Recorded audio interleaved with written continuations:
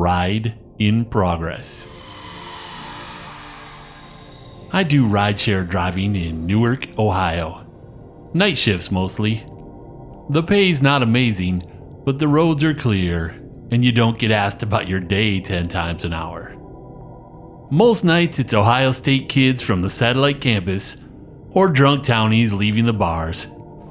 In the summer, it might be people coming home from a show at the Weather Vane Playhouse. Nothing that ever gave me pause. Until last Saturday. It was one of those nights where the fog rolls in early. By midnight, most of the small town looked like an old photograph. Washed out streetlights, empty roads, and yards you couldn't see the end of. Creepy, but I'm used to it. I picked up 4 passengers before 2 a.m. A quiet girl from the all-night superstore, a drunk couple near downtown, a guy who barely looked up from his phone, all standard. After I dropped the 4th passenger off near the Indian Mound Mall, I figured I was done. I even pulled into a gas station to grab coffee and start winding down. That's when the app glitched. At first, I thought it was frozen. Then the screen flashed once and rerouted me, but not to a new pickup. It just said, "Ride in progress." No name, no profile pic, no pickup point. The destination? My own house. I sat there staring at the screen for a full minute. I checked the back seat. Empty. But as soon as I looked forward again, the AC clicked off by itself. A second later, it kicked back on. Full blast. Icy. I started driving. Not because I wanted to, but because I needed to understand what was happening. Maybe the app bugged. Maybe I butt dialed a ride somehow. That made about as much sense as anything. But as I passed through the north end of town, things got interesting. The first stop wasn't listed on the app. I just felt like I needed to pull over. Right near the wooded path behind my old high school. I hadn't been there in years. The moment I did, the temperature in the car dropped 10 degrees. Then I smelled it. Wet leaves, mud, something dead. I used to walk in the woods here as a kid. One time I found a raccoon that had been hit by a bike and left there to rot. For months, I couldn't go near that trail without gagging. Now it smelled exactly the same. I turned around to check the back seat, and the seat cushion was compressed, like someone heavy had just leaned forward.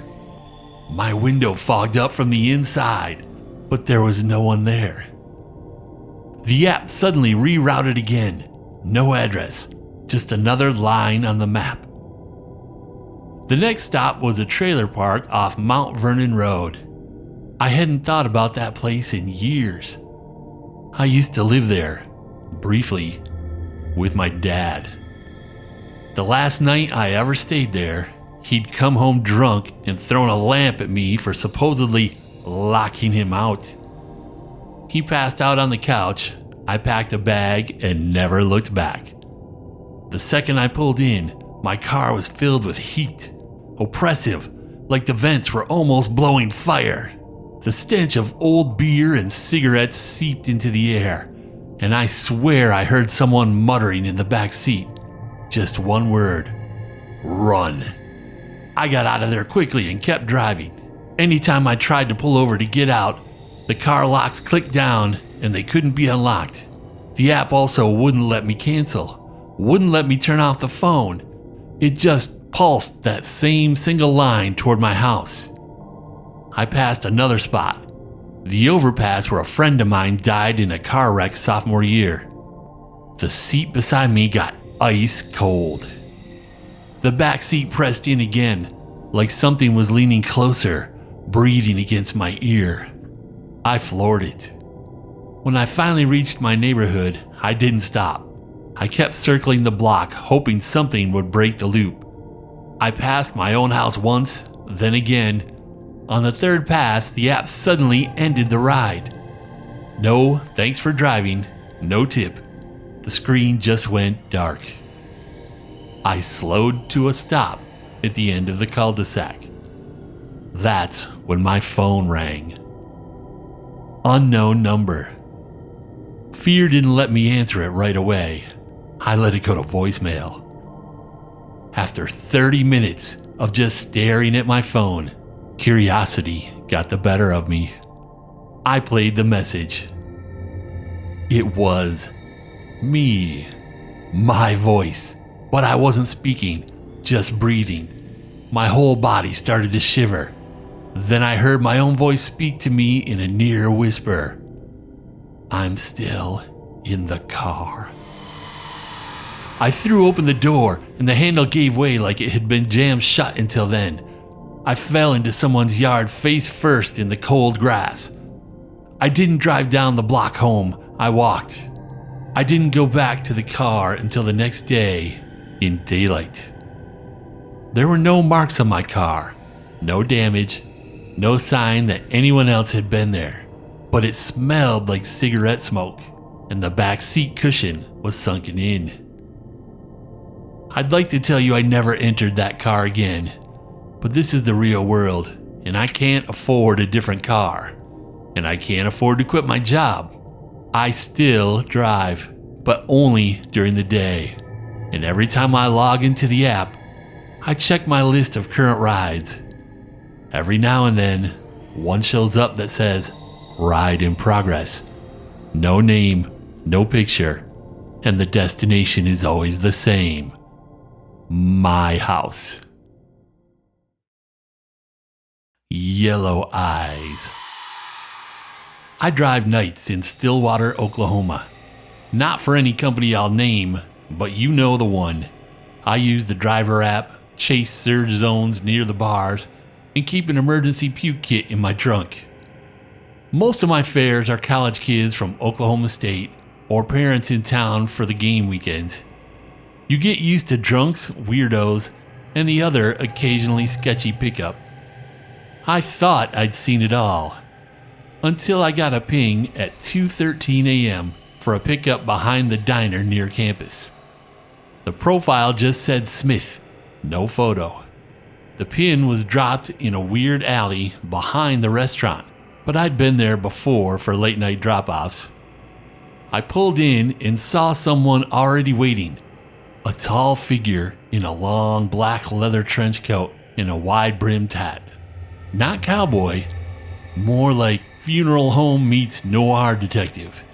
The only thing I could see of their face were these glowing yellow eyes. Not reflective, glowing. Or at least it seemed like they were glowing to me. They got in without a word. Hello, I said, trying to keep it light. Where are we headed? No response, just silence, and those yellow eyes staring at me through the rearview mirror. The app said we were going to a bar called Joe's, just 5 minutes away. But halfway there, I started feeling weird, dizzy, like my head was full of static. My arms felt heavy. My eyelids wouldn't stay open. I didn't even make it to the bar. I blacked out behind the wheel. When I came to, the sun was rising over the Joe's parking lot. My car was parked perfectly. Yellow Eyes was gone. On my dash was a crisp $100 bill and a yellow post-it note. On it, drawn in thick black ink, was a single black diamond. I should have reported it, or at least told someone, but I didn't. I guess I convinced myself I'd just had a weird episode. Maybe I was overtired. Maybe I imagined the eyes. Receiving the biggest tip I'd ever received didn't hurt. The next night, just after 2 a.m., another ping. Same user, Smith. I stared at the request for a long time, then accepted it. Same spot, same black coat, same eyes. This time we were headed to a convenience store 10 minutes away. I didn't say anything, just drove. And again, halfway there, the world started tilting. My hands slipped on the wheel. My vision tunneled. I passed out. I woke up in the gas station parking lot as the sun was coming up. My car was parked neatly. The store was closed. There was no sign of yellow eyes. On the dash, $200 and another post-it note with a black diamond. It happened again and again. Each night a longer drive, 30 minutes, then 40. Once almost an hour. Every time I passed out behind the wheel. Every time I woke up alone just before sunrise. And every time the tip increased by $100, 300, 400, even 500 in cash. Always with the same black diamond note. I'm not gonna lie, the tips were a huge amount of money to me at the time.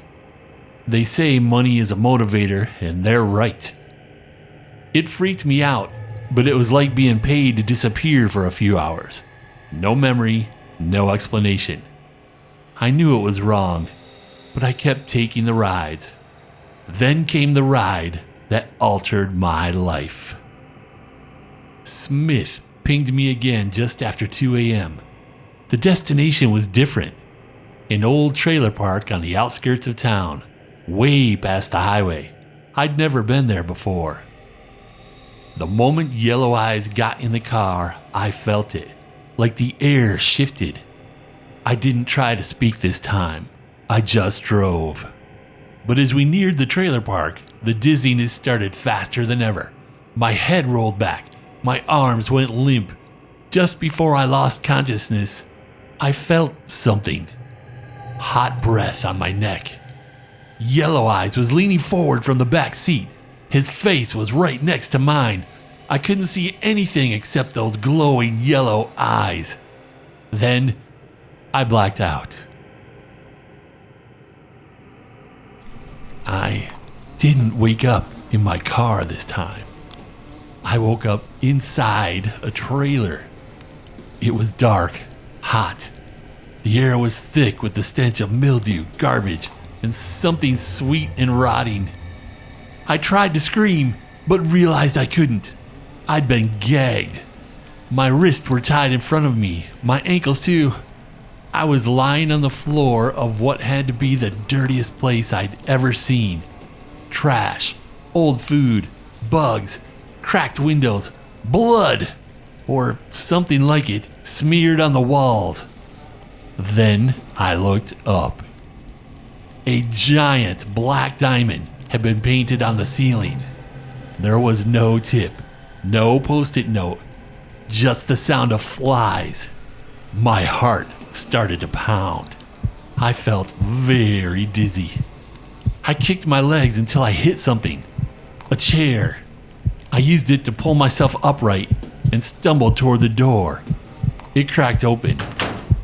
Outside was a blinding light and waves. Ocean waves. Somehow, I was no longer in Oklahoma. The trailer was parked on a beach. Palm trees swayed in the distance. The sun was rising over the Pacific. And there, parked just off the sand, was my car. I walked to it in a daze. The doors were unlocked. The keys were in the ignition. I drove into town, found a diner, and sat in silence for 2 hours. Eventually, I called my sister in Tulsa and told her I was taking time off. She asked, "Where are you?" I told her, "I think I'm in California." She laughed like it was a joke, but I wasn't joking. I never went back to Stillwater. A few days later, I saw my car had been ticketed by Beach Patrol. The trailer? It was towed. I didn't try to stop them. I got a studio apartment a few blocks inland and started picking up local rides. I haven't seen Yellow Eyes since. I almost feel like I owe him a debt of thanks. Almost. I'll be honest, I start to sweat if I try to drive after dark now. My stomach ties into knots, my heart pounds, and I still keep an eye on the rear view, always on the lookout for those awful yellow eyes.